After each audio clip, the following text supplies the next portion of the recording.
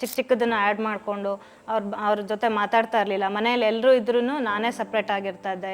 ಈ ಎಜುಕೇಷನಿಂದ ನನಗೆ ಸರಿ ಆಗುತ್ತಾ, ಸಂಬಂಧನ ಸರಿ ಮಾಡ್ಕೋಬೋದಾ ಅಂತೇಳ್ಬಿಟ್ಟು ಮೊದಲು ಅನ್ನಿಸ್ತು. ನನ್ನ ಹೆಸರು ರೂಪಾ, ನಾನು ಫಾರೆಸ್ಟ್ ಡಿಪಾರ್ಟ್ಮೆಂಟಲ್ಲಿ ವರ್ಕ್ ಮಾಡ್ತಾ ಇದ್ದೀನಿ.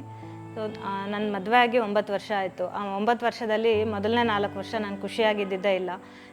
ನನ್ನ ಮಧ್ಯೆ, ನನ್ನ ಅತ್ತೆ ಮಧ್ಯೆ ಮತ್ತು ನನ್ನ ಹಸ್ಬೆಂಡ್ ಮಧ್ಯೆ ಮಿಸ್ಅಂಡರ್ಸ್ಟ್ಯಾಂಡಿಂಗ್ಸ್ ಜಾಸ್ತಿ ಆಗಿತ್ತು. ಅವ್ರು ಏನು ಮಾಡಿದ್ರು ತಪ್ಪು ಅಂತೇಳ್ಬಿಟ್ಟು ನಾನು ಅಂದ್ಕೊಂಡು ಚಿಕ್ಕದನ್ನು ಆ್ಯಡ್ ಮಾಡಿಕೊಂಡು ಅವ್ರ ಜೊತೆ ಮಾತಾಡ್ತಾ ಇರಲಿಲ್ಲ. ಮನೇಲಿ ಎಲ್ಲರೂ ಇದ್ರೂ ನಾನೇ ಸಪ್ರೇಟ್ ಆಗಿರ್ತಾ ಇದ್ದೆ, ಯಾರ ಜೊತೆ ಮಾತಾಡ್ತಾ ಇರಲಿಲ್ಲ.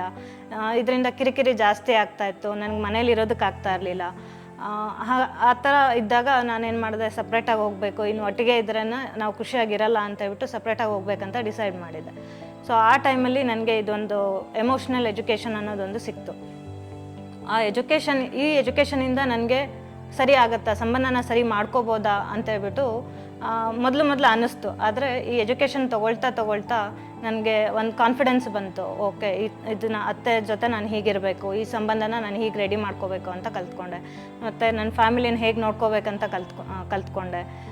ಇದರಿಂದ ಒಂದೊಂದೇ ಚಿಕ್ಕದನ್ನು ಮಿಸ್ಅಂಡರ್ಸ್ಟ್ಯಾಂಡಿಂಗ್ಸ್ನ ಹೇಗೆ ಕ್ಲಿಯರ್ ಮಾಡ್ಕೋಬೇಕಂತ ಕಲ್ತ್ಕೊಂಡೆ. ಇದರಿಂದ ನಮ್ಮ ಮಧ್ಯೆ ಇದ್ದಿದ್ದು ಡಿಫ್ರೆನ್ಸ್ ಏನಿತ್ತು ಅದು ದೂರ ಆಯಿತು. ಈಗ ನಾವೆಲ್ಲರೂ ಒಟ್ಟಿಗೆ ಇದ್ದೀವಿ. ಈ ಥರ ಎಜುಕೇಷನ್ ಎಲ್ಲ ಫ್ಯಾಮಿಲೀಸ್ಗೂ ಸಿಗಬೇಕು ಕೂಡ. So thanks to ಎಮೋಜಿಮ್.